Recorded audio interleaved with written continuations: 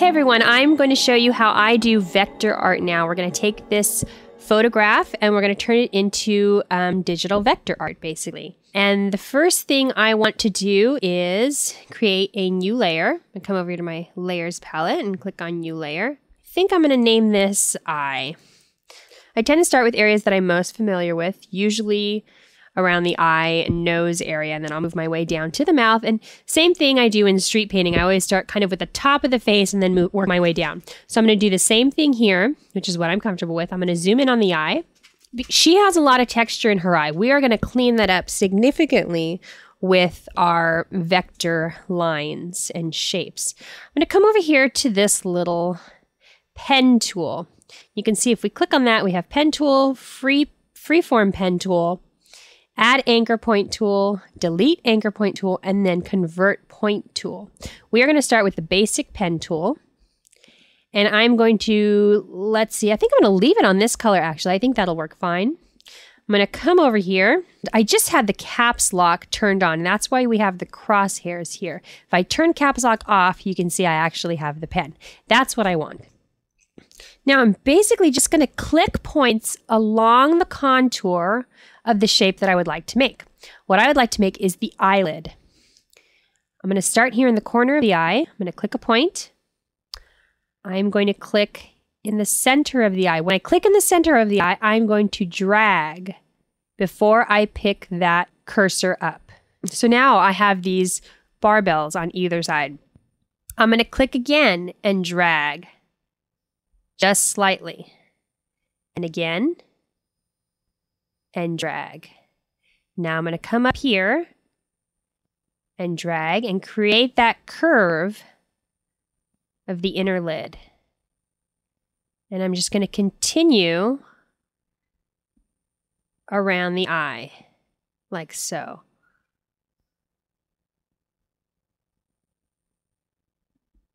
Right there. And then I'm going to come close it. Before I click on this last square, I'm going to add my barbells, just like that. Now that I have the basic shape, is come over here to this little arrow. If I hold that down, you can see I have a path selection tool and I have a direct selection tool. I want the white arrow, direct selection tool. If I click on my little vector shape, this is what I have. I have all those anchor points that I created, and now I can adjust those. See that? By just dragging. Okay, now one thing to remember with these, the longer I pull this one, the more it's going to loop at the next point. So I want to try and keep these fairly short. If I want to create a dramatic curve, then of course I can extend them. But the more even we can keep all of these points, the better off we'll be. Okay, so we'll just kind of come around and make any adjustments that we need to make. Just like that. I'm going to move this one up just a bit. Right there. Okay, great. Now we have our top lid. If we decide we want to change the color, what we're going to do is come over here to our layer. Here's where the path is, in this gray box. And then this is the actual color. So we can double click on the color and we can adjust that. Now, if you'd like, you can come over here and use your color picker on the actual photograph and pick the color that's there. I think that's pretty close to what we have. So that'll work great. Okay, now we have our eyelid.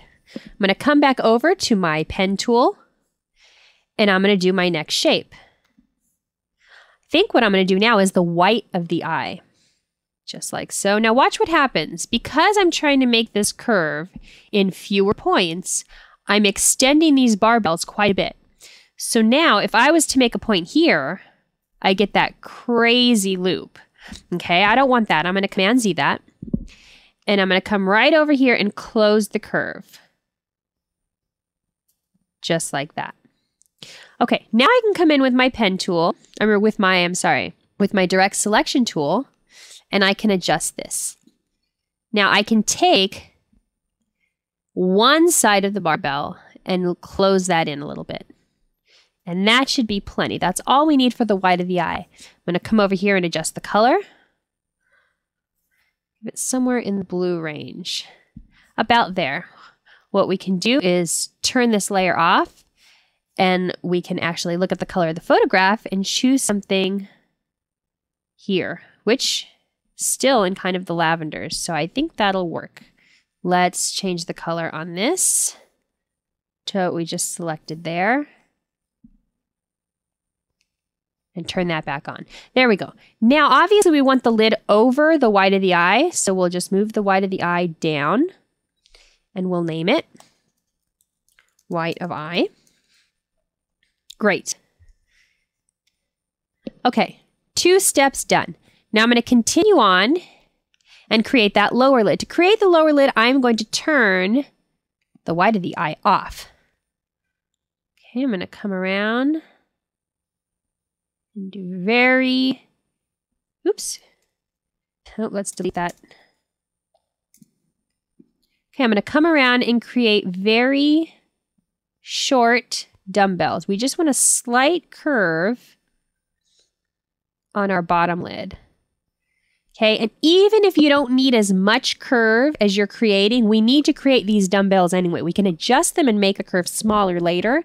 But if we don't have these little dumbbells created on each point, what's going to happen is our vector shape is going to become, it's going to have hard edges. And we don't want that. We want everything to be very smooth.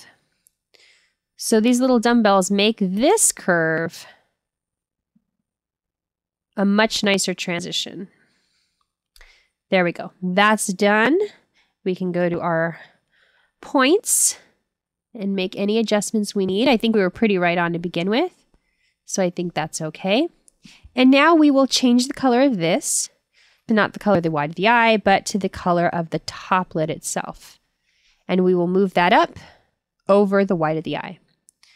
So that's what we have now. Turn the white of the eye off.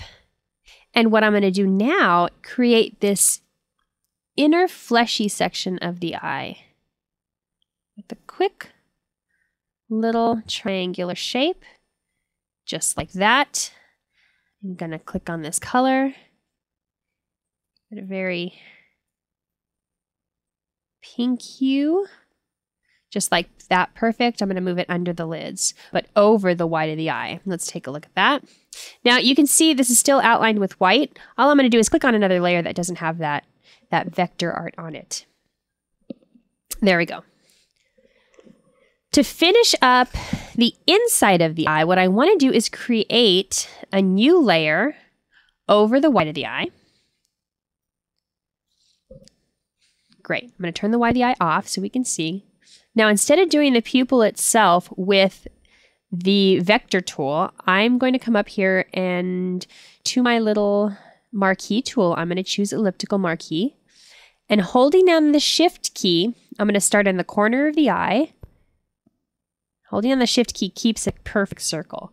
And I'm going to make a selection about the size of the center portion of the eye. Okay, that worked out just perfect. Usually if you start in a corner here and drag it on over, it'll be about right. I'm going to create the outside of the eye, which is usually much darker. So I'm going to choose the darkest color in the eye. Usually we have almost a black outline around the colored portion of our eye. So I'm going to fill with that. Go up to Edit, Fill. And I'm going to make sure it's on foreground color. Okay, we have our 2 boxes here full of color.